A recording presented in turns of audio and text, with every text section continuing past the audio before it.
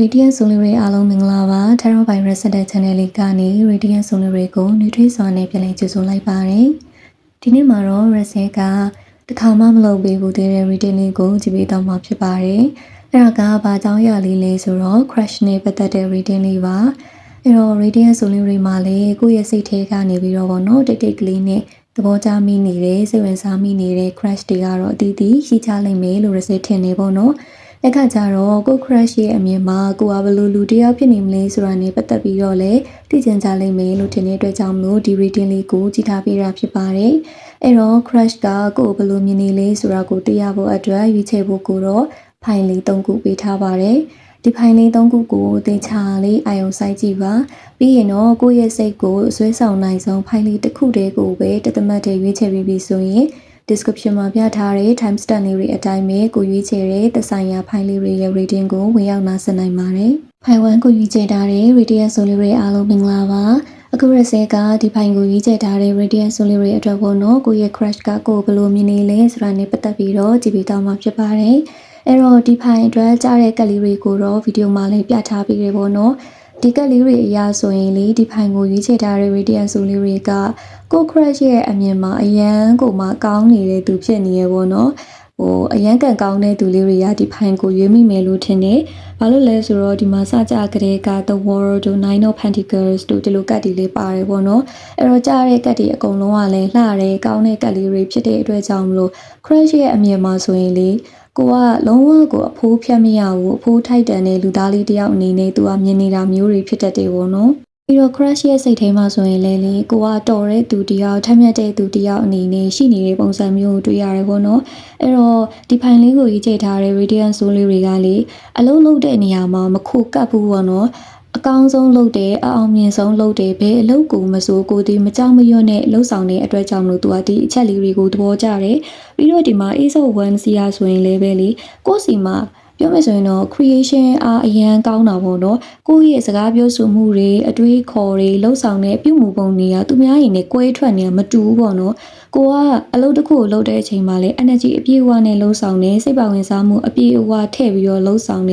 ပြီးတော့ကိုယ့်ရဲ့ဒီတွေးခေါ်မှုတွေကလည်းတခြားသူတွေနဲ့မတူတဲ့အတွက်ကြောင့်မလို့ကိုသူကကိုအဖိုးထိုက်တန်နေလို့သူယူဆတာပေါ့နော်ပြီးတော့ဒီကိုနဲ့ရှိနေတဲ့အချိန်ကျရင်သူကမပြင်းဘူးဘာလို့လဲဆိုတော့ကိုဒီစကားပြောကောင်းတဲ့သူတွေမှာပါတယ်တခြားလူတွေကကိစ္စတစ်ခုကိုပြောလိုက်ပြီးပေါ့စကားတစ်ခုကိုပြောလိုက်ပြီးဆိုရင်ကိုကအဲ့ဒီစကားကိုဒီဓာတ်ခနဲ့ပြန်ပြီးတော့ပြောနိုင်တယ်ပြောမယ်ဆိုရင်တော့ intelligent ကောင်းတယ်ပေါ့နော်ဉာဏ်အရန်ကောင်းတယ်တချို့လူတွေလိုမျိုးဘေးလူပြောတာကိုနားမလဲတာတို့ဘေးလူပြောတာကိုကစဉ်းစားနေရတာတို့အဲ့လိုမျိုးတွေမရှိဘူးသူဒါပြောတာနဲ့ကိုကဘာပြောရမလဲဆိုတာကိုတန်းပြီးတော့သိတယ်အဲ့ခါကျတော့ကိုရုတ်တရက်ထွက်ပြီးတော့ပြောလိုက်တဲ့ဒီစကားလုံးလေးတွေကသူ့ကိုအဲ့လိုမျိုးပေါ့နော်အော်သွားစီအော် तू ကဒီလိုတော့ပြောတတ်ပါလားသူစီမှာဒီလိုအတွေးတွေရှိနေပါလားငါတော့မတွေးမိဘူးဆိုတဲ့ပုံစံမျိုးပေါ့နော်အဲ့တော့ကိုကဒီအဲ့လိုမျိုးကိုယ့်ရဲ့ဉာဏ်ရည်ပိုင်းဆိုင်ရာနဲ့ပတ်သက်ပြီးတော့လည်းပဲ तू ကသဘောကျနေတဲ့ပုံစံလေးကိုတွေ့ရတာပေါ့နော်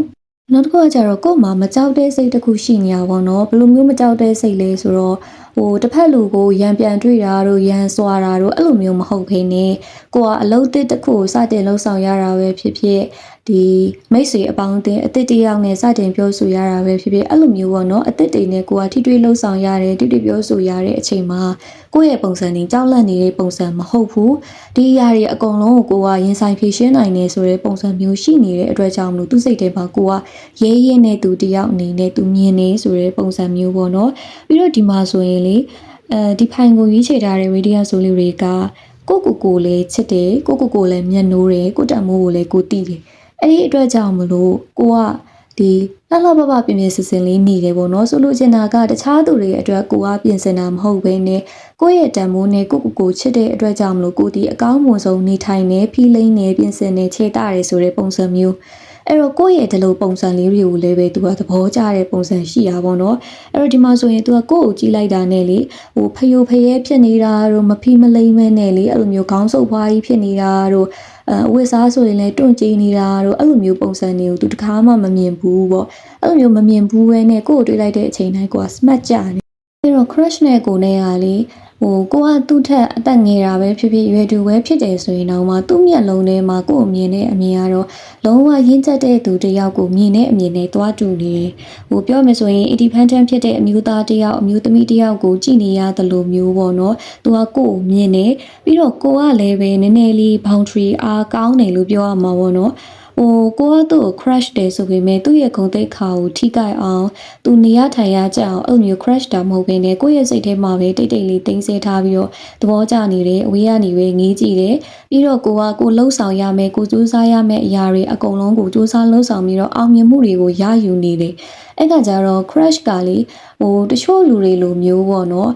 သူ့ကြောင့်ငါနေရထိုင်ရကြက်လိုက်တာသူကငါဘဝအတွက်ရှုပ်ထုတ်ကြီးလို့ပဲအဲ့လိုမျိုးမခံစားရဘဲနဲ့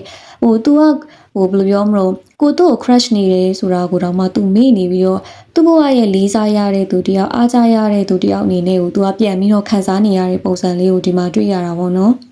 ်နောက်တစ်ခုဒီမှာဗာထက်တွေ့ရသေးလဲဆိုတော့လေဒီဖိုင်ကိုရေးချထားတဲ့ radiant ဆိုလေးတွေကကိုဘဝကိုဘာဖြစ်ချင်လဲဘာလုပ်ချင်လဲဘယ်လမ်းကြောင်းကိုရွေးရမလဲဆိုတာနဲ့ပတ်သက်ပြီးတော့ကောင်းကောင်းကြီးသိတယ်နားလေတယ်ပေါ့နော်အဲ့အတွက်ကြောင့်မလို့လေဘဝမှာအောင်မြင်မှုတွေကိုဒီတစ်စစ်မီတစ်စင်ရယူနေတဲ့သူတွေလို့ဒီမှာတွေ့ရတာပေါ့နော်အဲ့တော့ကိုယ့်ရဲ့ crush ကလည်းသူကိုယ့်ကိုဒီတိုင်းပဲမြင်တယ်ဒီလူဒီတခြားသူတွေနဲ့မတူဘူးသူဘာဖြစ်ချင်တာလဲဆိုတာကိုသူကိုယ်တိုင်သိတယ်ပြီးတော့သူဖြစ်ချင်နေတဲ့အရာနဲ့ပတ်သက်ပြီးတော့လေသူ့မှာစူးစမ်းမှုရှိတယ်သူ့မှာဒီဇွဲလုံးလာတွေရှိနေပေါ့နော်အဲ့အတွက်ကြောင့်မလို့ तू ကကိုယ်အားကြနေရပါတော့နောက်ထပ်ဘလို့ तू ထပ်တွေးသေးလဲဆိုတော့ဒီကိုကသူ့ရဲ့ဘဝတွေကိုဝင်ရောက်လာတာအဲ့လိုမှမဟုတ်ဘူးဆိုရင်လည်းပဲသူနဲ့ကိုယ်နဲ့ဆုံတွေ့ရတာဒီအကြောင်းရင်းတစ်ခုခုရှိတယ်လို့တော့ तू ကထင်တယ်ဆိုလိုချင်တာက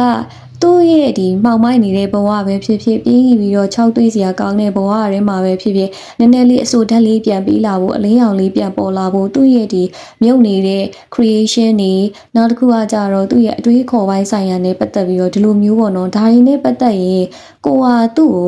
ကိုအလေးအောင်ပေးနိုင်တယ်ပြသပေးနိုင်တယ်လမ်းကြောင်းမှန်ကိုပြန်ပြီးတော့ပေးနိုင်တဲ့သူတယောက်အနေနဲ့သူကမြင်တယ်ကိုကြည့်ပြီးတော့တခါတလေဆိုဒီလူတော်မှသူဒီလိုမျိုးစူးစမ်းပြီးတော့ဒီလိုမျိုးဒီမလျှော့တဲ့ဇွဲနေပေါ့နော်သူ့ဘဝမှာအောင်မြင်မှုတွေရယူနေတာငါလည်းဘာလို့ဒီလိုမျိုးဘဝကိုရှုံးပေးနေမှလဲငါလည်းစူးစမ်းမယ်ငါလည်းတိထပ်ပို့ပြီးတော့အမြင့်ကိုတက်မယ်ဒီလိုမျိုးပေါ့နော်ကိုကြည့်ပြီးတော့သူကပြန်ပြီးတော့အတူယူနေတဲ့ပုံစံမျိုးကိုလည်းတွေးရတယ်သူနဲ့ကိုနဲ့ဆုံတွေ့ရတာဒီသူ့ကိုတင် ကြားပြသပေးဖို့တခုခုရှိတယ်သူ့ဘဝရဲ့အမှောင်ထုကိုဖယ်ရှားပေးဖို့အတွက်ရောက်လာတယ်လို့သူ့ရဲ့စိတ်ထဲမှာထင်နေတဲ့ပုံစံလေးကိုလည်းဒီမှာတွေ့ရပါတော့ပြီးတော့ဒီမှာအဲ့တော့1 CR ဆိုရင်လည်းပဲလေကိုကတခုခုဆိုစိတ်မြန်လက်မြန်နဲ့လှုပ်ဆောင်တတ်တယ်ပေါ့နော်တချို့လူတွေလိုမျိုးအချိန်ရွှေ့တာတို့နှေးကွေးနေတာတုံဆိုင်နေတာမျိုးတွေမရှိဘူးကိုဒါလုံးမယ်ဆိုရင်အဲ့ဒါကိုလုပ်တယ်အပြောနဲ့လက်တွေ့နဲ့ညီရဲဆိုတဲ့ပုံစံမျိုးဒါလေးကိုလေသူကသဘောကျတဲ့အတွက်ကြောင့်မလို့ဒီလူဆိုရင်တော့အားကိုထိုက်တယ်ဒီလူဆိုရင်တော့သူ့ရဲ့ပြောစကားကိုသူတီးရဲဆိုတဲ့ပုံစံမျိုးပြီးတော့ဒီဖိုင်ကိုရေးချထားတဲ့ radiant ဆိုလေးတွေကလေအချိန်တိကျမှကြိုက်တဲ့သူတွေလည်းပါလိမ့်မယ်အဲ့လိုမျိုး9နာရီဆို9နာရီကိုအရောက်လာခဲ့9နာရီ10မိနစ်ဖြစ်သွားရင်တော့မှတိတ်ပြီးတော့သဘောမကျတော့ဘူးပေါ့နော်အဲ့တော့ကိုယ့်ရဲ့ဒီလိုမျိုးအချိန်တိကျပြီးတော့စိတ်ဆက်တဲ့ပုံစံလေးကိုလေသူကသဘောကျတယ်ကိုယ့်ကိုသူကစိတ်ဆက်တေးချတဲ့သူတယောက်အနေနဲ့သူမြင်နေပေါ့နော်အဲကြောင့်မို့လို့လေဒီဗီဒီယိုလေးရဲ့အစမှာဆက်ပြောခဲ့တာပေါ့နော်ဒီဖိုင်ကိုရေးချထားတဲ့သူလေးတွေကတော်တော်လေးကိုကန်ကောင်းနေလို့ဘာလို့လဲဆိုတော့တချို့သူလေးတွေမှာဆိုရင်လေကိုယ့်ရဲ့ crush ကကိုယ့်အောင်ပြန်ပြီးတော့ idol လုပ်နေရတာပေါ့နော်သူ့ရဲ့စိတ်ထဲမှာတိတ်တိတ်လေးနဲ့ကိုယ့်ကိုပြန်ပြီးတော့လေးစားအားကြတူယူနေရတယ်သူ motivation တွေပြောင်းနေတဲ့အချိန်ဆိုရင်ကိုယ့်ကိုကြည့်ပြီးတော့သူက motivation ပြန်ယူနေရတယ်ပေါ့နော်inspire ယူနေရတဲ့အတွက်ကြောင့်မလို့ကိုကမယူရဲဆန်တဲ့သူတယောက်ခလေးဆန်တဲ့သူတယောက်မဖြစ်ဖို့လိုအပ်တယ်။ကိုယ့်ရဲ့ရင့်ကျက်တဲ့ပုံစံတည်ငြိမ်တဲ့ပုံစံကြိုးစားတဲ့ပုံစံအောင်မြင်မှုတွေရယူနေတဲ့ပုံစံလေးကိုဆက်ပြီးတော့ထိန်းထားဖို့လိုအပ်တယ်။ဘာလို့လဲဆိုတော့လေတချို့သူလေးတွေကကြတော့ crush နဲ့တွေ့တဲ့အခါ crush နဲ့ပတ်သက်လာပြီဆိုရင်ကိုယ့်ရဲ့စဉ်းစားဆင်ခြင်ဉာဏ်တွေကပျောက်ဆုံးသွားတတ်ကြတာပေါ့နော်အဓိကတော့ကိုယ့်ရဲ့စိတ်လှုပ်ရှားမှုတွေရင်ခုန်မှုတွေကြောင့်ကိုကသူ့ရှိမှခလေးဆန်ပြီးသွားတာတို့နည်းနည်းလေးဘယုတ်ဒုက္ခဖြစ်သွားတာမျိုးတွေအဲ့လိုမျိုးတွေကြုံရတတ်တာပေါ့နော်အဲ့တော့အဲ့ဒီချက်လေးတွေကိုကိုကရှောင်နိုင်နေဆိုရင်တော့ပို့ပြီးတော့ကောင်းတယ်ဒါမဲ့လည်းပဲဒီဖိုင်ကိုကြီးချိန်ထားတဲ့ radiant ဆိုလေးတွေကအစကတည်းကလည်းပဲကိုဒီ crush နဲ့တွေ့လို့ပေါ့နော်အဲ့လိုမျိုးလေးနည်းနည်းလေးကြိုးကြောင်ဖြစ်သွားတာ မျိုးလေးတွေတိတ်မရှိရင်းနဲ့ကိုယ့်ရဲ့အတွင်းစိတ်ထဲမှာကတော့ရင်ခုန်နေတယ်စိတ်လှုပ်ရှားနေတယ်ဆိုပေမဲ့အပြင်ပန်းမှာတည်ငြိမ်အောင်လို့နေထိုင်နိုင်တဲ့သူလေးတွေအများစုပါတဲ့အတွက်ကြောင့်မလို့ဒီအချက်ကပဲကိုယ့်ရဲ့ crush ကိုပို့ပြီးတော့စိတ်ဝင်စားအောင်လို့ဆွဲဆောင်မိသွားတာပေါ့နော်ကိုယ့်ရဲ့ crush ကတခါတလေဆိုရင်လေကို crush နေတာတော့မှသူတရေမထားမိဘူးပုံမှန်မိတ်ဆွေတယောက်လိုမျိုးပဲသူ့ရဲ့စိတ်ထဲမှာထင်တဲ့ပုံစံမျိုးပေါ့နော်တချို့သူတွေလိုမျိုးအဲ့လိုမျိုးဘယုတ်ဒုက္ခဖြစ်နေတာမျိုးတွေကိုတွေ့လို့ရှက်ရှက်ကန်းဖြစ်ပြီးတော့အဲ့လိုမျိုးကြီးဖြစ်နေတာမျိုးတွေသူကတိတ်ပြီးတော့မကြုံတွေ့ဘူးရတဲ့အတွက်ကြောင့်မလို့ကိုကသူ့ကို crush နေမှန်းတော့သူတေချာမသိဘူးပေါ့နော်အဲ့အတွက်ကြောင့်မလို့လေသူကကိုတိတ်လေးနဲ့ idol တယောက်လိုမျိုးလေးစားအားကြနေရတာလည်းဖြစ်နေတာပေါ့နော်အဲ့တော့ crush ကကိုယ့်ပေါ်မှာထားတဲ့ဒီလိုမျိုးကောင်းမွန်တဲ့ impression လေးတွေ image လေးတွေကိုဖိုင်ဝမ်လေးတွေအနေနဲ့ထိန်းထားပါတခုခုကိုလုံးမယ် crush နဲ့ပတ်သက်ပြီးတော့တခုခုကိုပြောဆိုမယ်ဆိုရင်တော့မှအမြဲတမ်းတေချာစဉ်းစားပြီးတော့ရေရှည်အတွက်စဉ်းစားပြီးတော့လှုပ်ဆောင်ပါဘာလို့လဲဆိုတော့လေအရန်ကံကောင်းနေဆိုရင်ဒီဖိုင်ကိုရွေးချယ်တဲ့ radius ဆိုလေးတွေကကိုယ့်ရဲ့ crush နဲ့အရင်နှီးဆုံးအဆင့်ထီအောင်တက်လန်းနိုင်တယ်ပေါ့နော်အဲ့ခါကျတော့ကိုယ့်ရဲ့အလိုတကြီးလှုပ်ဆောင်တာတွေကလေးဆန်တဲ့မရင်ကျက်တဲ့အပြုမှုတွေကြောင့်နဲ့ဒီလိုမျိုးကောင်းမွန်တဲ့ energy လေးတွေကိုမပြတ်စည်းစီဖို့အတွက်ကိုယ့်ဘက်ကနေပြီးတော့ရှောင်ကျဉ်တင်တာလေးတွေကိုရှောင်ကျဉ်ဖို့လိုအပ်တယ်ပြီးတော့ကိုကလည်းပဲဒီထက်ပိုပြီးတော့ဘဝကိုအမြင့်ကိုရအောင်လို့အောင်မြင်မှုတွေရအောင်လို့အများကြီးကြိုးစားဖို့လိုအပ်တယ်အဲ့ဒါမှသာလေကို crush နဲ့ကိုနဲ့ကြားမှာလေပို့ပြီးတော့ကောင်းမွန်တဲ့အခွင့်အလမ်းလေးတွေစကားပြောဆိုမှုရတာလေးတွေရင်းနှီးမှုရတာလေးတွေကအများကြီးပေါ်ပေါက်လာနိုင်တယ်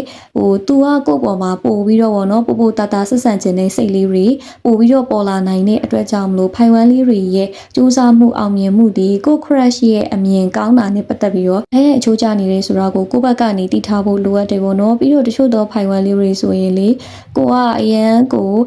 အောင်မြင်နေပြီသူ့ရဲ့ impression မှာအရန်ကိုမှကောင်းနေပြီဆိုရင်လေဒီဗီဒီယိုကိုကြည့်ပြီးရှေ့ပတ်အတွင်းမှာတင် crush နဲ့ပတ်သက်ပြီးတော့ကိုနဲ့ချားမှာပေါ့နော်ရင်းနှီးမှုလေးတွေတိုးတက်မှုလေးတွေဖြစ်လာတာစကားပြောဆိုမှုလေးတွေကပို့ပြီးတော့စိတ်လာတာမျိုးလေးတွေကိုလည်းကြုံရတတ်တယ်ပေါ့နော်အဓိကတော့တိုးတက်မှုလေးတွေကြုံရဖို့ရှိပါတယ်အဲ့တော့အခု Russell ကဒီဖိုင်ကိုရွေးချယ်ထားတဲ့ radius ဆိုလေးတွေအတွက်ကို crush ကကိုဘယ်လိုမြင်နေလဲဆိုတာနဲ့ပတ်သက်ပြီးတော့ကြည့်ပေးခဲ့တာဖြစ်ပါတယ်အဲ့တော့ radius ဆိုလေးတွေလည်းကိုယ့်ရဲ့ crush နဲ့ကြားမှာဒီတက်ပိုကောင်းမွန်တဲ့ဆက်ဆံရေးလေးတွေကိုတိစောက်နိုင်ပါစေပျော်ရွှင်တဲ့အချိန်လေးတွေကိုရရှိနိုင်ပါစေလို့ Russell ကဆုမွန်ကောင်းတောင်းပေးပါတယ်အန်တူကိုရေးချထားတဲ့ radius ဆိုလေးတွေအားလုံးမင်္ဂလာပါအခု Russell ကဒီဖိုင်ကိုရေးချထားတဲ့ radius ဆိုလေးတွေအတွက်ပေါ့နော်ကိုယ့်ရဲ့ crush ကကိုယ်ဘယ်လိုမြင်နေလဲဆိုတာနဲ့ပတ်သက်ပြီးတော့ပြပြီးသားမှာဖြစ်ပါတယ်အဲ့တော့ဒီဖိုင်အတွက်ကြတဲ့ကတ်လေးတွေကိုလည်းဗီဒီယိုလေးမှာပြထားပေးတယ်ပေါ့နော်ဒီကတ်လေးတွေအရာဆိုရင်လေကိုယ့်ရဲ့ crush မှာတခြားသောဝင်ထုတ်ဝင်ပိုးတွေအများကြီးရှိနေအောင်ပေါ့နော်ဆိုလိုချင်တာကမိသားစုပိုင်းဆိုင်ရာမှာပဲဖြစ်ဖြစ်ငွေကြေးပိုင်းဆိုင်ရာမှာပဲဖြစ်ဖြစ်တခြားသောဒီလူမှုရေးမှာပဲဖြစ်ဖြစ်သူ့မှာပင်ပန်းစရာကိစ္စလေးတွေသူ့ကြောပေါ်မှာထမ်းထားတဲ့ဝင်ထုတ်ဝင်ပိုးတွေအများကြီးရှိနေတဲ့အတွက်ကြောင့်မလို့သူဒီအချစ်ရေးကိုလည်းပဲ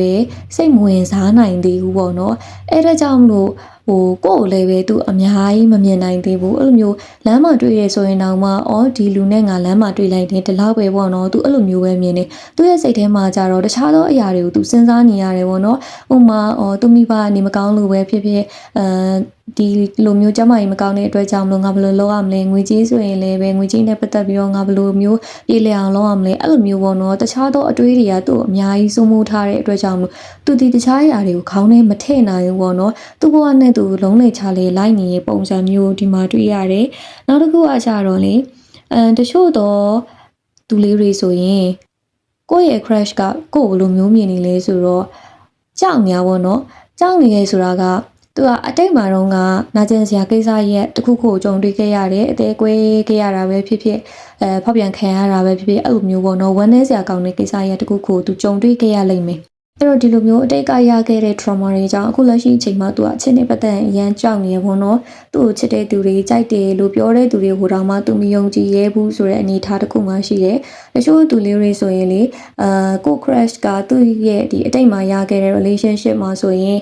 bully လောက်ခံရတာတို့ stress တွေအရန်များခဲ့ရတာတို့ဟိုလိုမျိုးပေါ့နော်တယောက်နဲ့တယောက်စကားများရန်ဖြစ်ခဲ့ရတာတွေအရန်များခဲ့ရတာတို့အဲ့လိုမျိုးအခြေအနေလေးတွေကိုကြုံတွေ့ခဲ့ရလိမ့်မယ်အဲ့အတွက်ကြောင့်မို့သူကအချစ်ကိုအရန်ကြီးစိတ်နာ နေတယ်စိတ်ကုန်နေတယ်ဆိုတဲ့ပုံစံမျိုးအဲ့တော့လူတယောက်ကသူ့ကိုကြိုက်တယ်ဆိုရင်တော့မှအဲ့လူဒီတစ်ချိန်မှာတော့အရင်လိုပုံစံမျိုးပေါ့နော်မကောင်းတဲ့သူတယောက်လိုမျိုးကြီးပဲဖြစ်သွားမယ်သူဒီအတိတ်မှာတော့လူပဲပြန်ပြီးတော့ခံရလိမ့်မယ်အဲ့တော့ကြောင့်မလို့သူနာကျင်မကိုအရင်ထက်ကြောက်နေရပေါ့နော်သူမနာကျင်ချင်တော့ဘူးသူ့ဘဝကိုသူတယောက်တည်းပဲအေးအေးဆေးဆေးပဲနေချင်နေဆိုတဲ့ပုံစံမျိုးပေါ့နော်သူ့စီမှာအတားအဆီးတွေအများကြီးကာရန်ထားတယ်ငါဘဝတွေကိုဘယ်သူမှဝင်မလာနဲ့ဘယ်သူ့ကိုမှလည်းငါမတွေးအောင်ဘယ်သူ့ကိုမှလည်းငါမစင်စားအောင်ပေါ့နော်ဒါမဲ့လည်းပဲတခါတလေကြတော့သူအရန်အထီးကျန်လာတဲ့အချိန်ကြရင်တော့ကိုယ်ကြိုက်နေတဲ့သူတွေချစ်နေတဲ့သူတွေကတယောက်ယောက်ကိုသူပြန်ပြီးတော့စဉ်းစားလိုက်ချင်တယ်အဖြေပေးလိုက်ချင်တယ်ဆိုပေမဲ့သူကိုယ်တိုင်ကိုကဝေခွဲမရဖြစ်နေတာပေါ့နော်ချစ်မိသွားမှနဲ့အဲ့လိုမျိုးမချစ်မိအောင်ထိန်းထားတဲ့စိတ်နှစ်ခုရဲ့ကြားမှာသူကိုယ်တိုင်ပြာများနေတယ်ဆိုတဲ့ပုံစံမျိုးတခါတလေကြရင်သူ့ရဲ့ဒီအတွင်းစိတ်ထဲမှာဖြစ်ပေါ်နေတဲ့ဒဏ်ရာအနာတရားတွေစိတ်ဒဏ်ရာတွေခံစားချက်တွေကိုအပြင်ဘက်မှာမပေါ်လွင်အောင်လို့သူကိုယ်တိုင်ထိန်းချုပ်ထားရတဲ့ပုံစံမျိုးပေါ့နော်အဲ့လိုမျိုး hidden pain ပေါ့နာကျင်စရာကောင်းတဲ့အရာတွေကိုသူဖုံးကွယ်ထားတယ်ဖုံးအုပ်ထားတဲ့အတွက်ကြောင့်မလို့ဘယ်သူမှသူဒီလိုမျိုးနာကျင်နေရတယ်ဆိုတာကိုရိပ်မိမှာမဟုတ်ဘူးအဲ့အတွက်ကြောင့်မလို့တချို့လူတွေဆိုရင်ကိုယ့်ရဲ့ crush ကိုပေါ့နော်အရန်ကိုမှမာနကြီးပြီးတော့ခြေနေတယ်မတူမတန်ဆက်ဆံနေတယ်လို့ပဲမြင်နေလိမ့်မယ်ပေါ့နော်ဒါပေမဲ့တကယ်တမ်းမှာတော့ကိုယ့်ရဲ့ crush ကသူ့မှာသူ့ကိစ္စရင်းနဲ့သူရှိနေတဲ့အတွက်ကြောင့်မလို့ကိုယ့်ကိုသူကဘလို့မှကိုမစင်စားပေးနိုင်သေးတာတကယ်လို့ကိုနဲ့ပတ်သက်ပြီးတော့ကောင်းတဲ့အမြင်လေးကိုသူ့ဘက်ကနေစတင်ပြီးတော့မြင်မိတယ်ဆိုပါစို့သူကတော့ငါ့ကိုတကယ်ကြီးစိုက်ပေးနိုင်တယ်သူကတော့ယုံကြည်လို့ရတဲ့သူတယောက်တော့ဖြစ်လာနိုင်တယ်လို့တွေးမိတယ်ဆိုရင်တော့မှအဲ့ဒီအမြင်ကိုသူကိုယ်တိုင်ဖြိုဖျက်ပလိုက်တာပေါ့နော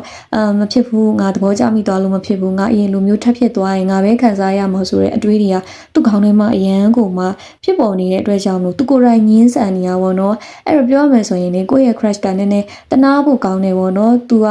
ဂရုစိုက်မှုလည်းခံချင်တယ်အရန်ပင်ပန်းနေတယ်ဆိုပေမဲ့လည်းပဲသူကိုယ်တိုင်ကိုကငင်းဆန်နေတာဖြစ်တဲ့အတွက်ကြောင့်လို့သူတယောက်တည်းတခါတလေဝမ်းနေပြီးတော့ငိုကြွေးနေရတာမျိုးလေးတွေနဲ့သူ့မှာကုံဆုံးနေရတယ်ပေါ့နော်အဲ့ဒါလေးတစ်ချက်ကိုတော့ဒီဖိုင်ထူးကိုရေးချထားတဲ့ radiant ဆိုလေးတွေကသိထားဖို့လိုတယ်ပေါ့နော်ဘာလို့လဲဆိုတော့ကိုကဒါကိုမသိထားဘူးဆိုရင်ကိုဘက်ကနေအတင်းကျပ်ပြီးတော့ပေါ့နော်လိုက်တောင်းဆိုတာမျိုးတွေအတင်းကျပ်လိုက်ကတ်တာမျိုးတွေဖြစ်တယ်ဆိုရင်ကိုကသူ့ဘဝရဲ့အရှုပ်ထုတ်ကြီးတစ်ခုလိုမျိုးဖြစ်သွားနိုင်တဲ့အတွက်ကြောင့်မလို့ impression ကလုံးဝကိုမှကျဆင်းသွားလိုက်မယ်သူနဲ့ကိုနဲ့ကြားထဲမှာလည်းအဲ့လိုမျိုးရညိုးရံပတ်ကြီးပေါ့နော်သူကကိုအရင်မုန်းတီးသွားတာမျိုးတွေဖြစ်တဲ့အတွက်ကြောင့်မလို့ဒီတစ်ခုကိုတော့သိထားဖို့လိုအပ်တယ်ပေါ့နော်ဒါမဲ့လည်းအခုလက်ရှိချိန်မှာတချို့တော့ဒီဖိုင်ထူးလေးတွေရဲ့ crash ကတော့ဒီသူ့ရဲ့စိတ်ခံစားချက်တွေနဲ့ပတ်သက်ပြီးတော့သူက balance ဖြစ်အောင်လို့ပြုမှုနေတယ် healing ဖြစ်အောင်လို့လုပ်နေရပေါ့နော်တခြားသောအရာတွေပေါ့ဥမာအလုပ်တို့ကြောင်းတို့ဒီအရာတွေပေါ်မှာအာရုံစိုက်ပြီးတော့သူ့ရဲ့ trauma တွေကိုသူပြောက်ကင်းအောင်လှုံ့ဆော်နေတဲ့ပုံစံလေးကိုလည်းတွေ့တဲ့အတွက်ကြောင့်မလို့လေကိုယ့်ရဲ့ crash ကိုတကယ်ချစ်တယ်တကယ် view site တယ်ဆိုရင်သူ့ကိုအများကြီးဖိအားမပေးဘဲနဲ့သူဘာတွေလိုအပ်နေရလဲအဲ့လိုမျိုးပေါ့နော်ယုံကြည်မှုကိုဖြည်းဖြည်းချင်းတိဆောက်မှရမယ်ပုံစံမျိုးပေါ့ကိုတီးသူနဲ့ပတ်သက်ရင်ယုံကြည်လို့ရတယ်အားကိုးလို့ရတယ်သူ့ရဲ့စိတ်ခံစားချက်တွေကိုအရင်လူမျိုးဖြည့်ဆည်းဖို့မဟုတ်ဘူးဆိုတာကိုကိုယ့်ဘက်ကနေတတ်သိပြပေးနိုင်တယ်ဆိုရင်တော့ပို့ပြီးတော့ကောင်းတယ်အဲ့တော့ကိုယ့်ရဲ့ crush နဲ့ပတ်သက်လာရင်ကိုဒီရေတူကိုပဲသွားမကြည့်နေပေါ့နော်ဆိုလိုတာခဏတာဒီစိတ်လှုပ်ရှားပြီးတော့ကြိုက်မိသွားတာမျိုးရှောင်မှုလိုတွေဘာလို့လဲဆိုတော့ crush ကိုယ်တိုင်ကနာကျင်စရာတွေရှိနေတဲ့အတွက်ကြောင့်မလို့ကိုကသူ့ကိုအတီးတကျမလက်တွဲနိုင်မင်းနဲ့မချစ်ပေးနိုင်မင်းနဲ့သူ့ကိုသွားပြီးတော့သူ့ရဲ့စိတ်ကိုနာကျင်စရာတွေတွားထပ်ပေးလို့မရဘူးပေါ့နော်အဲ့အတွက်ကြောင့်မလို့ crush ကိုတကယ်ချစ်တယ်ဆိုရင်ကိုယ့်ဘက်ကနေပြန်ပြီးတော့မိကုန်းထုတ်ဖို့လိုအပ်တယ်သူ့ကိုဘယ်လိုချစ်တာလဲသူ့ကိုတကယ်ရင်ရှိလက်တွဲသွားဖို့ချစ်တာလားသူ့ရဲ့ချစ်ကိုတကယ်လိုချင်လို့ချစ်တာလားအဲ့လိုမှမဟုတ်ဘဲနဲ့အပျော်စိတ်ကစားလို့ချစ်တာလားဆိုတော့ကိုယ့်ဘက်ကိုမိကုန်းထုတ်ဖို့လည်းလိုအပ်တယ်ပေါ့နော်အဲ့လိုမှတာလင် crush နဲ့ကိုနဲ့ကြားတဲ့ဆက်ဆံရေးမှာပို့ပြီးတော့အဆင်ပြေကောင်းမွန်တဲ့အခွင့်အလမ်းလေးတွေကပေါ်ပေါက်လာမယ်ဝင်ရောက်လာမယ်ဆိုတဲ့ပုံစံမျိုးပေါ့နော်အဲ့လိုမှမဟုတ်ဘဲနဲ့ကိုကသူ့ကိုကစားဖို့တတ်ပဲဆိုရင်တော့သူ့ရဲ့စိတ်ထဲမှာလည်းပဲကိုကလူဆိုးကြီးဖြစ်သွားလိမ့်မယ်ကိုကလည်းပဲတစ်ချိန်မှာနောင်နာရစရာကိစ္စလေးတွေကိုကြုံရနိုင်တယ်ပေါ့နော်အဲ့တော့ဒီဖိုင်ထုကိုရေးချထားတဲ့ radiant ဆိုလေးတွေအတွက်ကတော့လေပြန်ခြုံပြောရမယ်ဆိုရင် crush မှာသူ့ရဲ့စိတ်ထန်ရာတွေရှိနေတဲ့အတွက်ကြောင့်မလို့သူကိုနဲ့ပတ်သက်ပြီးတော့အများကြီးမမြင်နိုင်သေးဘူးပေါ့နော်မမြင်နိုင်သေးဘူးဆိုတာကလည်းပဲကိုဒီမတော်လို့မလှလို့ကိုကမအောင်မြင်လို့အဲ့လိုမျိုးကြောင့်မဟုတ်ဘဲနဲ့သူ့ရဲ့ဒီ personal ကိစ္စပေါ့နော်သူ့ရဲ့ personal life မှာကိုကနည်းနည်းလေးနာကျင်စရာလေးတွေရှိနေတဲ့အတွက်ကြောင့်မလို့သူ့ဟာနဲ့သူခံစားချက်တွေကိုဖုံးကွယ်နေတယ်သူကိုယ်တိုင်ငင်းဆန်နေတဲ့အနေအထားတစ်ခုမှာရှိနေတဲ့အတွက်ကြောင့်မလို့ကိုယ့်ကိုသူအများကြီးမမြင်သေးဘူး ဒါမဲ့လည်းပဲကိုယ့်ရဲ့မေတ္တာစေတနာတွေကသူ့ပေါ်မှာတကယ်စစ်မှန်နေဆိုရင်တော့တစ်ချိန်မှာသူဒီကိုယ့်ကိုပြန်ပြီးတော့ပေါ့နော်မြင်လာလိမ့်မယ်ကိုယ့်ရဲ့အချစ်ချင်းတွေကိုသူပို့ပြီးတော့ခံစားမိလာလိမ့်မယ်ကိုကဘယ်လိုလူတစ်ယောက်လဲဆိုတာကိုလည်းပဲသူသိချပေါ့နော်မငင်းဆန်နိုင်တော့ဘဲနဲ့သိလာလိမ့်မယ်ဆိုတာကိုဒီမှာတွေ့ရတယ်အဲ့အတွက်ကြောင့်မလို့ဒီဖိုင်ထူးကိုရေးချိန်ထားတဲ့သူလေးတွေအတွက်ကတော့လေရစဲကဒီလောက်ထိပဲပြောနိုင်နေပေါ့နော်အများကြီးတော့ပြောလို့မရဘူးတခုတတိထားဖို့ကတော့သူ့ရဲ့ဘဝမှာကိုဒီအရှုပ်ထုတ်ကြီးဝင်ထုတ်ဝင်ပိုးကြီးမဖြစ်သွားစေဖို့ပဲတခုဂရုစိုက်ပါလို့ပဲမှားချင်နေပေါ့နော်အဲ့တော့ကိုရဆဲကဒီဖိုင်ထူးကိုရေးချထားတဲ့ Radiant ဆိုလေးတွေအတွက်ပေါ့နော်ကို crush ကဘယ်လိုမြင်နေလဲဆိုတာနဲ့ပတ်သက်ပြီးတော့ပြပြပေးခဲ့တာဖြစ်ပါတယ်အဲ့တော့ဖိုင်ထူးကိုရေးချထားတဲ့ Radiant ဆိုလေးတွေလည်းတချို့သောတည်တဲ့နာလေးတွေကိုတည်သွားပြီးဆိုရင်တော့ကိုပါလုံးသက်လဲဆိုတာကိုတခြားလေးနားလည်သွားလိမ့်မယ်လို့မျှော်လင့်ပါတယ် crushness ဒီဆက်ဆက်ရေးမှာလည်းပို့ပြီးတော့အဆင်ပြေလာပါစေ crush ကလည်းကိုယ့်ရဲ့ချစ်ချင်းမြတ်တာစစ်မှန်တဲ့ချစ်ချင်းမြတ်တာတွေကိုမြင်လာနိုင်ပါစေလို့ရစင်ကစမကောင်းတောင်းမိပါတယ်ဖိုင်3ကိုရေးချထားတဲ့ Radiant ဆိုလေးတွေအားလုံးမင်္ဂလာပါအခုရစဲကဒီဖိုင်ကိုရေးချထားတဲ့ Radiant ဆိုလေးတွေအတွက်ပေါ့နော်ကိုယ့်ရဲ့ crush ကကိုယ်ဘယ်လိုမြင်နေလဲဆိုတာနဲ့ပတ်သက်ပြီးတော့ကြည့်ပေးသွားမှာဖြစ်ပါတယ်အဲ့တော့ဒီဖိုင်အတွက်ကြားတဲ့ကလေးတွေကလည်းဗီဒီယိုလေးမှာပြထားပေးတယ်ပေါ့နော်ဒီကလေးတွေအရာဆိုရင်လေဖိုင်3ကိုရေးချထားတဲ့ Radiant ဆိုလေးတွေကိုကိုယ့်ရဲ့ crush ကဒီကြယ်လေးတစ်ဝင့်လို့သတ်မှတ်ထားတာပေါ့နော်ဆိုလိုချင်တာကသူခုဆွလို့မရနိုင်နဲ့သူအဝေးကနေပဲငင်းကြည့်လို့ရတဲ့သူတယောက်အနေနဲ့သတ်မှတ်ထားတဲ့ပုံစံလေးကိုဒီမှာတွေ့ရတာပေါ့နော်ကိုဒီသူ့ရဲ့အမြင်မှာဆိုရင်အရန်ကိုသဘောကျကျင်စရာကောင်းနေနှစ်လိုဝဲကောင်းနေနူးညံ့တိမ်မွေ့ပြီးတော့သူ့ရဲ့ type နဲ့တစ်ထက်တည်းသွားကြတဲ့သူတယောက်အနေနဲ့သူမြင်နေပေါ့နော်ပြီးတော့ကိုယ့်ရဲ့ကျင်နာတတ်တဲ့ပုံစံလေးတွေတစ်ဖက်လူပေါ်မှာ view တစ်ဆိုင်ရှိပေးတဲ့ပုံစံလေးတွေကိုသူကသဘောကျတယ်ပြုစုပြောထောင်ပေးတတ်တဲ့ပုံစံမျိုးပေါ့အဲ့လိုမျိုးမိခင်တယောက်လိုမျိုးပဲကိုညီဆောင်ရှောက်ပေးတတ်တဲ့ပုံစံမျိုးလေးကိုသူကသဘောကျတယ်အဲ့တော့ကိုယ့်ကိုသူဒီကောင်းမွန်တဲ့အမြင်တစ်ခုနဲ့မြင်နေတဲ့ပုံစံလေးမှရှိတယ်ပြီးတော့ဒီမှာဆိုရင်လည်းလေသူ့အမြင်မှာကိုဒီနောက်ခံ background အင်အားတောက်နေသူတယောက်ပေါ့နော်အဲ့လိုမျိုးမိဘဆိုရင်လည်းပဲမိဆုံးဖဆုံနဲ့ဆွေမျိုးတွေဆိုရင်လည်းပဲအဲ့လိုမျိုးအများကြီးပေါ့နော်တက်တိုက်ဝဝနဲ့အဲ့လိုမျိုးပြည့်ပြည့်စုံစုံနဲ့မချို့မတဲ့နေနေရတဲ့သူတယောက်အနေနဲ့မြင်နေဆိုလို့ရှင်နာကတထေးသားလေးလိုတထေးသမီးလေးလိုသူ့မျက်လုံးထဲမှာမြင်နေဒါပေမဲ့သူကိုယ်တိုင်ကကြတော့သူ့မှာရုန်းကန်နေရတာတွေဘဝရဲ့အချိုးအကွေ့တွေအပြောင်းလဲတွေအောင်မြင်လိုက်နှိမ့်ကြလိုက်အဲ့လိုမျိုးပေါ့နော်အများကြီးသူကြုံတွေ့နေရတာဖြစ်တဲ့အတွက်ကြောင့်မလို့ကိုကသူနဲ့မတန်ဘူးပေါ့နော်မတန်တဲ့သူတယောက်အနေနဲ့သူကမြင်နေပေါ့နော်ကိုဒီသူမဟုတ်ဘဲနဲ့တခြားလူတယောက်နဲ့ပို့ပြီးတော့ထိုက်တန်နေဆိုပြီးတော့သူကမြင်နေကိုသဘောကျနေတယ်ဆိုတာကို तू သိရင်တော့မှဘာလို့ကိုမင်းရသဘောကျတာတော့မင်းကကိုထပ်ပို့ပြီးတော့တာတဲ့သူတွေနဲ့မှပို့ပြီးတော့ကိုက်ညီတာကိုနဲ့မင်းနဲ့ကမလိုက်ဖက်ဘူးမသိတော့ဘူးပေါ့နော်အဲ့လိုမျိုးသူ့ကို तू ပြန်ပြီးတော့ချိုးနှိမ်ထားတယ်ပြန်ပြီးတော့ဆွဲချထားတဲ့အတွေးလေးတွေရှိနေသူ့အမြင်မှာကိုဒီလုံးဝကိုမှလက်လန်းမမီနိုင်တဲ့ကြဲတဝင့်လိုမျိုးဖြစ်နေတာပေါ့နော်အဝေးကြီးမှဖြစ်နေတာအမှန်တကယ်တော့ကိုကလည်းသူ့ကိုသဘောကျတယ်သူ့ရဲ့စိတ်ထဲမှာလည်းသဘောကျတဲ့စိတ်လေးရှိနေပေမဲ့သူကိုယ်တိုင်ကနောက်ပြန်ဆွဲနေတဲ့အတွက်ကြောင့်မလို့ဒီရဲ့ဆက်ဆံရေးမှာတိုးတက်တဲ့လောက်မတိုးတက်ဘူးပွင့်လင်းမြင်သာမှုလေးတွေမရှိဘူးဆိုတဲ့ပုံစံမျိုးကိုဒီမှာတွေ့ရတယ်ပေါ့နော်ဒီမှာဆိုရင် the star ကလေးလေးပါတဲ့အတွက်ကြောင့်မလို့ခုနကလည်းပြောခဲ့ပါတယ်ကိုကသူ့ဘဝရဲ့လမ်းပြကျယ်လေးလိုမျိုးမျှော်လင့်ချက်လေးလိုမျိုးအဲ့လိုမျိုးဖြစ်နေတာပေါ့နော်သူ့ရဲ့စိတ်ထဲမှာလည်းမတိမတာပေါ့နော်ဖုံးကွယ်ထားတဲ့ခံစားချက်လေးတွေကလည်းရှိကောင်းရှိနေနိုင်လိမ့်မယ်အဓိကကတော့ကိုဒီသူလက်လန်းမမီဘူးဖန်ဆုပ်လို့မရတဲ့အဝေးကနေငင်းကြည့်ပြီးတော့အားကျနေရတဲ့အလှတရားလေးတစ်ခုဖြစ်တည်မှုလေးတစ်ခုလို့ပဲသူကမြင်နေတဲ့ပုံစံမျိုးကိုတော့ဒီကရပေါ်တွေပေါ့နော်ပြီးတော့ဒီမှာဆိုရင်အဲ့တော့ဆောဆရာဆိုရင်လည်းပဲကိုနဲ့ပတ်သက်ပြီးတော့ပေါ့နော်သူစီမှာဖြစ်ပေါ်လာတဲ့ချစ်ချင်းမြတ်တာစိတ်ပဲဖြစ်ဖြစ်တခြားသောကောင်းမွန်သောစိတ်လေးတွေကိုပဲဖြစ်ဖြစ်ဒီစိတ်လေးတွေကိုသူကိုယ်တိုင်ချုပ်ထိန်းထားတဲ့ပုံစံမျိုးလေးကိုတွေ့ရတယ်ပေါ့နော်ငါချစ်မိသွားလို့မရဘူးငါသူ့ကိုပြန်ပြီးတော့သဘောကျမိသွားလို့မရဘူးသူဒီငါနဲ့မတန်ဘူးအဲ့စိတ်လေးတွေကအရန်ကိုမှများနေတဲ့ပုံစံမျိုးကိုကနည်းနည်းလေးရှိတလန်တိုးမယ်ဆိုတာနဲ့ तू ကနောက်ကိုစိတ်လန်းလောက်ဆုတ်သွားမဲ့ပုံစံကြီးဖြစ်နေရပါတော့အဓိကကတော့သူကသူ့ကိုယ်သူအရန်နှိမ့်ချထားတဲ့အတွက်ကြောင့်မလို့ကိုပြောမယ်ဆိုရင်လေလူသားတယောက်အနေနဲ့တော့မဟုတ်ဘဲနဲ့နတ်ဖျားတယောက်လိုမျိုးသူတတ်မှတ်ထားတာပေါ့နော်တတ်မှတ်ထားတဲ့အတွက်ကြောင့်မလို့လေသူ့မှာဒီလိုမျိုးအဲ့တော့ source ရဲ့ energy တွေရှိနေတဲ့ပုံစံမျိုးကိုတွေ့ရတာပေါ့နော်အဓိကတော့လေကိုနဲ့ပတ်သက်လာရင် crush ကအရန်ကိုမှအတွေးများနေတယ်စိတ်ခံစားချက်တွေပေါ်လာတယ်ဆိုရင်တော့မှအဲ့ခံစားချက်တွေကရှေ့ကိုတိုးမရမယ်ဖြစ်နေတဲ့ပုံစံမျိုးပေါ့နော်ကိုယ့်ပေါ်မှာထားတဲ့သူ့ရဲ့အမြင်တွေအရန်ကုန်မှာအထင်ကြီးလွန်းနေတယ်လေးစားလွန်းနေတဲ့အတွက်ကြောင့်မလို့ သူကိုယ်တိုင်တစ်ခါတလေဆိုဘာလို့ရမှန်းမသိပဲနဲ့သူ့ကိုယ်သူပိတ်လောင်ထားတဲ့လိုမျိုးဖြစ်နေရပါတော့ကိုကဒီသူ့ထက်အများကြီးတာလွန်နေတယ်လို့သူကထင်ပြီးတော့ရှေ့တိုးကိုကြောက်နေတဲ့အမြင်မျိုးကိုဒီမှာတွေ့ရတယ်အဲ့တော့ကြောင့်မလို့သူဒီကိုနဲ့ပတ်သက်လာရင်တော့ဘာမှသူမလုံးချင်ဘူးဘလို့ချိတက်ရမလဲဆိုတာကိုလည်းပဲသူမစင်စားချင်ဘူးတွေ့တာကလေ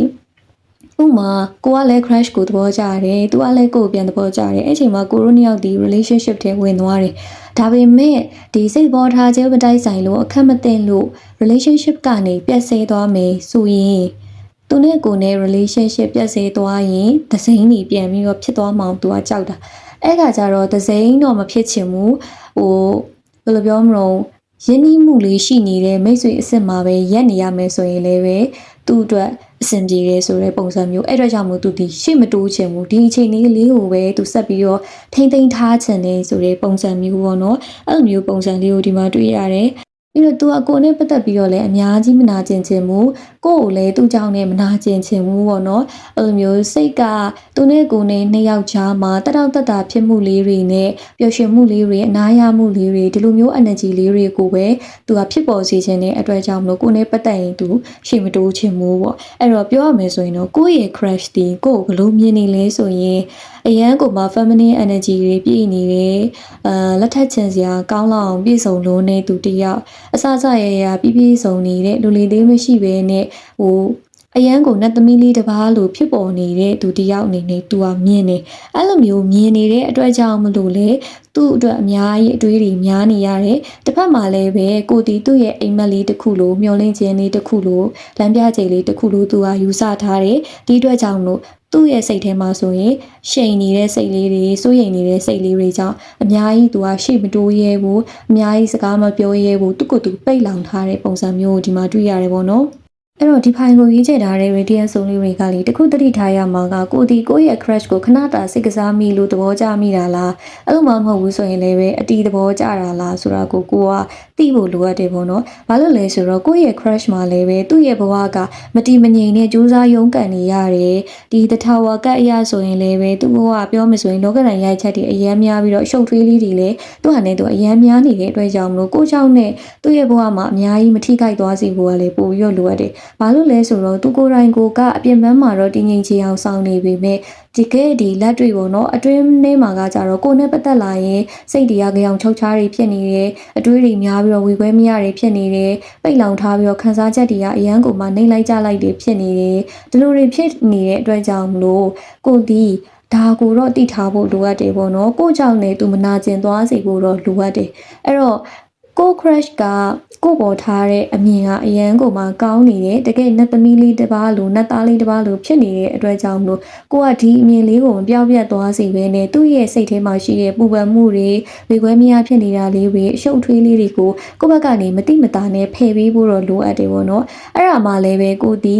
နတ်သားတစ်ပါးနတ်သမီးတစ်ပါးမဟုတ်ဖေးတဲ့လူသားတစ်ယောက်သာဖြစ်တယ်ဆိုတာကိုသူ့ရဲ့စိတ်ထဲမှာတိလာပြီးတော့ကိုနဲ့ပတ်သက်ရင်သူကရှေ့တိုးရဲတဲ့တတိလေးတွေပေါ်ပေါက်လာမှဖြစ်တာပေါ့နော်အဲ့အတွက်ကြောင့်မို့ဖိုင်3ကိုရေးချယ်ထားတဲ့ radiant ဆိုလူတွေအနေနဲ့ကို crush နဲ့ပတ်သက်တဲ့ကိစ္စတွေမှာအလောတကြီးလှုပ်ဆောင်တာမျိုးတွေကိုယ့်ရဲ့စိတ်ခံစားချက်ကိုဦးစားပေးပြီးတော့လှုပ်ဆောင်တာမျိုးတွေအမြန်အဆန်ပေါ့နော်အဲ့လိုမျိုးဆုံးဖြတ်ချက်ချပြီးတော့လှုပ်ဆောင်တာမျိုးတွေသူ့ရဲ့ဂုဏ်သိက္ခာကိုထိပါအောင်လှုပ်ဆောင်တာမျိုးတွေကိုတော့အတက်နိုင်ဆုံးမလုပ်ဖို့အတွက်အကြံပေးချင်နေပေါ့နော်အဲ့တော့ကိုရစဲကဒီဖိုင်3ကိုရေးချယ်ထားတဲ့ radiant ဆိုလူတွေအတွက် crush ကကိုယ်ဘယ်လိုမြင်နေလဲဆိုတာနဲ့ပတ်သက်ပြီးတော့ပြောပြပေးခဲ့တာဖြစ်ပါတယ်အဲ့တော့ကိုယ့်ရဲ့ crush ကကိုယ်မြင်နေတဲ့အကြောင်းအရာလေးတွေသူ့ဘက်ကအခြေအနေလေးတွေကိုသိပြီးသွားပြီဆိုရင်တော့ဖိုင်3လေးတွေအနေနဲ့ကိုပါဆက်လို့ရမလဲဆိုတာကိုအကောင်းဆုံးသိလိုက်မယ်လို့ရစင်မျှော်လင့်နေပေါ့နော်အဲ့တော့ crush နဲ့အခြေအနေမှာလည်းဒီထက်ပိုပြီးတော့အဆင်ပြေလာပါစေရင်းနှီးပွင့်လင်းမှုလေးတွေရှိလာပါစေလို့ရစင်ကစမွန်ကောင်တောင်းမိပါတယ်